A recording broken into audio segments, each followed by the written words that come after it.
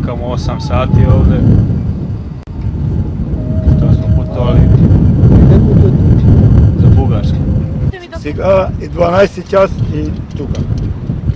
Това по проблем не е. Нищо не знам къде е час тук работи.